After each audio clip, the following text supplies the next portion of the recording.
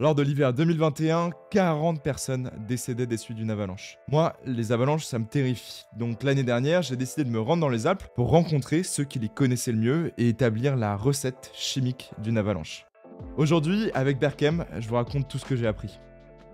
Pour qu'une avalanche se produise, il faut trois choses. Premièrement, un manteau neigeux instable. Typiquement, il y a eu une grosse chute de poudreuse, il y a une mauvaise cohésion entre les différentes couches de neige. Mais on va revenir là-dessus. Deuxièmement, un terrain pentu. Il faut qu'il y ait au moins 30 degrés d'inclinaison. Je vous jure que c'est pas tant que ça. En gros, c'est l'équivalent d'une piste rouge. Au-delà, plus c'est pentu, plus c'est dangereux. Jusqu'à une limite qui se situe autour de 50 degrés. En fait, c'est tellement pentu que la neige n'accroche pas vraiment et les avalanches se déclenchent d'elles-mêmes. Donc, entre 30 degrés et 50 degrés, ça craint. Et la troisième chose nécessaire, c'est un déclencheur. Ça peut être une chute de pierre par exemple, mais nous dans le cas qui nous intéresse, c'est souvent le skieur qui déclenche l'avalanche. Pour résumer, il faut un manteau neigeux instable, de la pente et un déclencheur. Mais en plus, il y a des facteurs de risque. Et là, on rentre dans un domaine passionnant qui s'appelle la nivologie. Mais je vous préviens, on va faire qu'effleurer le sujet parce que c'est super complexe. Premièrement, il y a l'exposition. En gros, tout l'hiver, les couches de neige vont s'empiler les unes au-dessus des autres. Et ce que nous, on veut éviter le plus, c'est quand il n'y a pas de cohésion entre ces couches, parce qu'elles peuvent glisser les unes par rapport aux autres. Donc l'hiver, quand il fait bien froid, les versants qui sont orientés vers le sud, on dit face sud, c'est ceux qui reçoivent le plus de soleil. Du coup, c'est là que la neige fond le plus, et ça a deux effets. Le premier, c'est un truc qui est plutôt pas mal, c'est que ça va créer justement de la cohésion entre les couches, ça va un peu coller le tout. La deuxième, c'est que ça alourdit la neige. Une fois qu'elle a fondu et regelé, elle est vachement plus dense en fait. Par contre, face nord, la poudreuse qui tombe au sol reste fraîche, elle prend pas le soleil, et du coup, elle va beaucoup moins coller aux couches précédentes. Et puis quand la neige va continuer de tomber, ça va se tasser et former une espèce de poudre dure, super glissante. Et ça, c'est pas bon du tout. Alors au sud, comme je disais, la neige est plus lourde, donc à chaque fois qu'il y a des chutes de neige, les avalanches se déclenchent assez naturellement, et une fois que l'avalanche est déclenchée, tu peux aller skier là-bas tranquille. Par contre, au nord, la neige fraîche et légère va continuer de s'accumuler sur cette base qui est pas du tout stable. C'est une vraie bombe à retardement. Tout ce que je vous ai dit là, c'est vrai pour le début et le milieu de l'hiver. Il vaut mieux éviter les faces nord, plutôt aller au sud.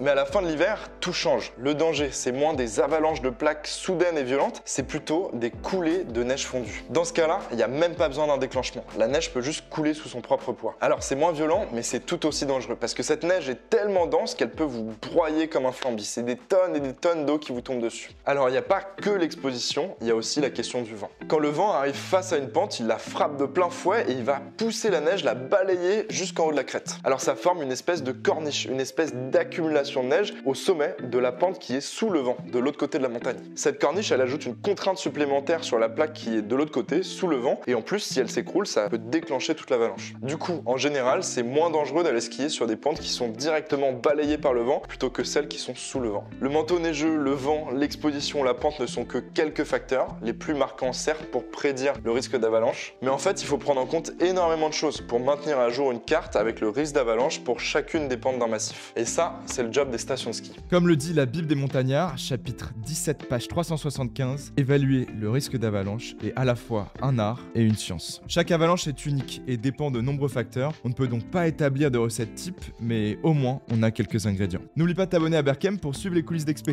À très vite.